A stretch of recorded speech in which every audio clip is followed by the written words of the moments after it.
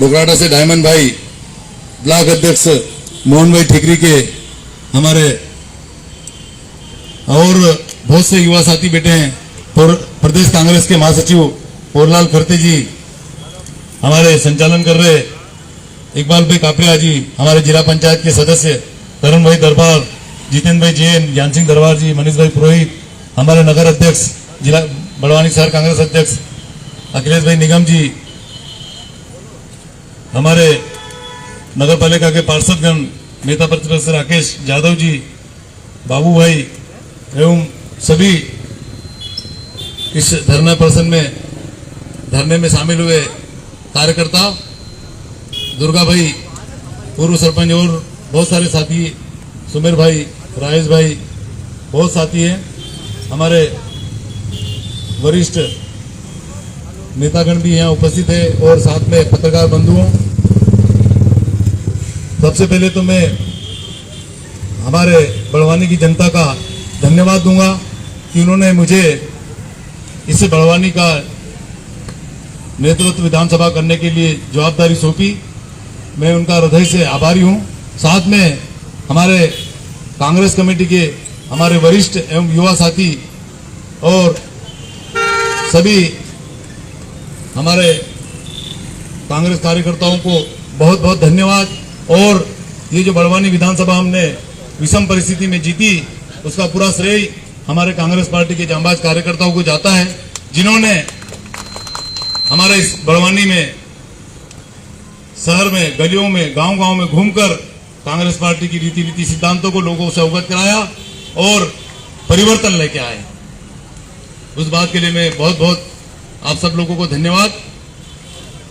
साथियों, कि जैसे हमारे पूर्व वक्ताओं ने बात बताई है कि लंबे संघर्ष के बाद और हमारे इस देश को आजाद कराने में कांग्रेस पार्टी ने एक महत्वपूर्ण भूमिका निभाई थी। जब देश हमारा स्वतंत्र हुआ, अंग्रेज हमको मजबूर होकर इस देश को छोड़ना पड़ा।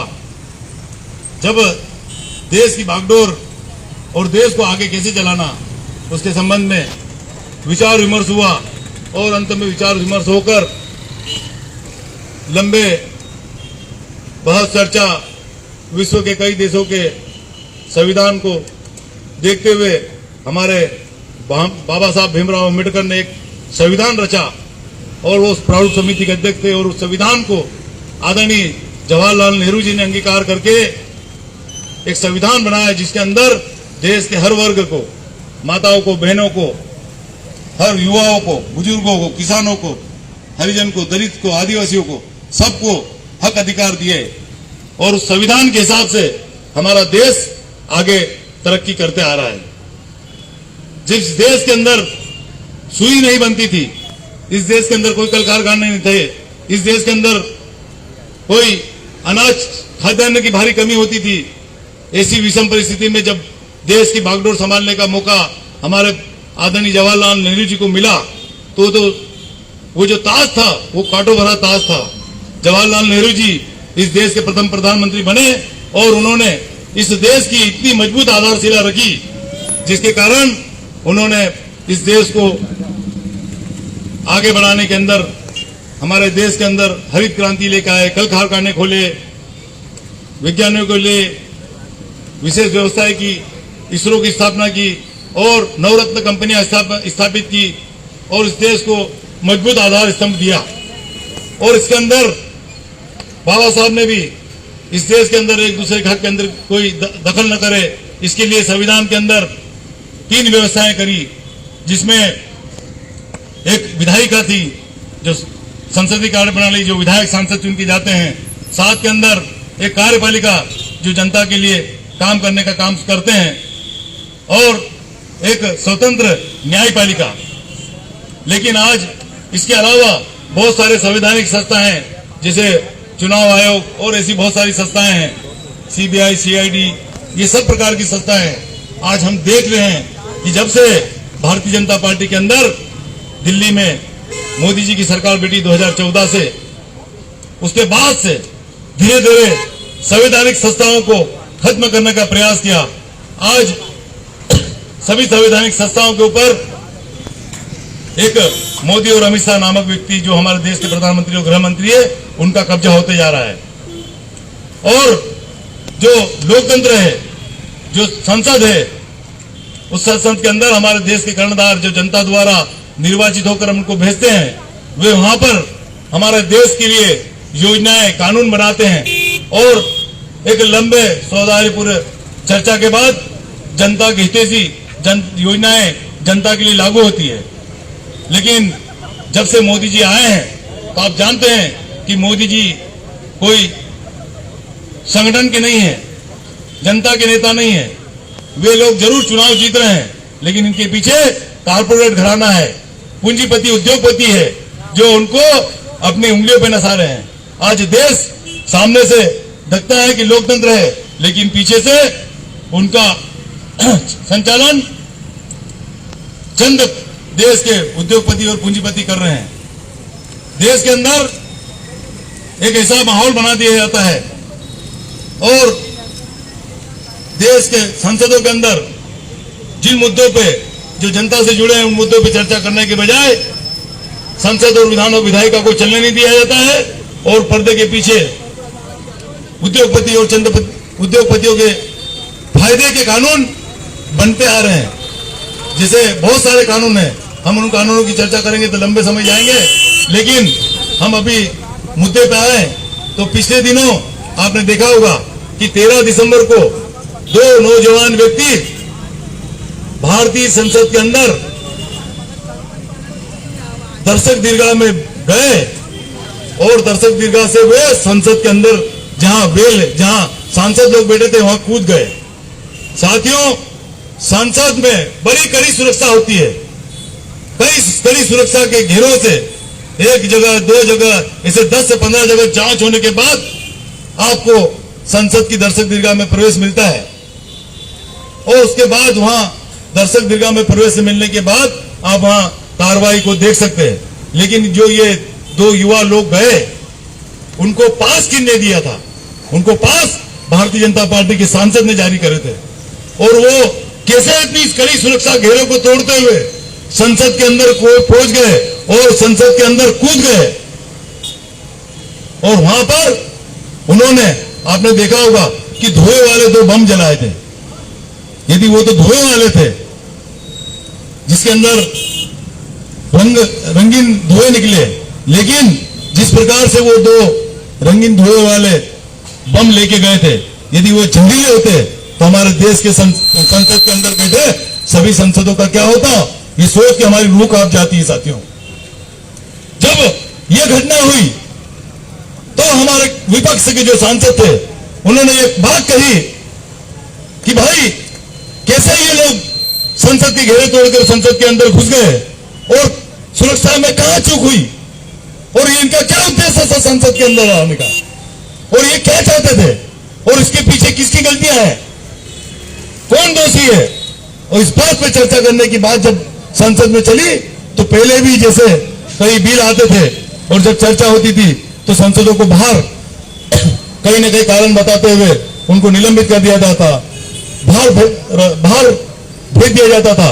उसी प्रकार से इस बार जब इन मुद्दों पर चर्चा करने की बात आई तो कड़ी बातें थी, क्योंकि ये जब संसद के अंदर इस मुद्दे पर चर्चा होती तो संसद के अंदर जो मुद्दे चर्चा होती उसका पूरा देश देखता, पूरा प्रचारण होता, लोगों को मालूम पड़ता कि कैसे इतनी बड़ी चूक हो गई। तो भारतीय जनता पार्टी के जो हमारे देश के प्रधानमंत्री है नरेंद्र मोदी जी और देश के गृह मंत्री, उनके पास कोई जवाब नहीं था।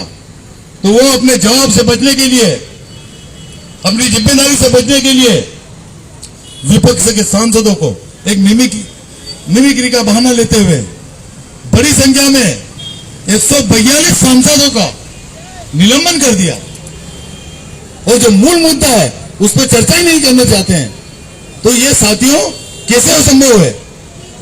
आज देश के संसद के ऊपर हमला एक तरह से हो गया है और कोई उस चीज पे चर्चा नहीं करना चाहता है।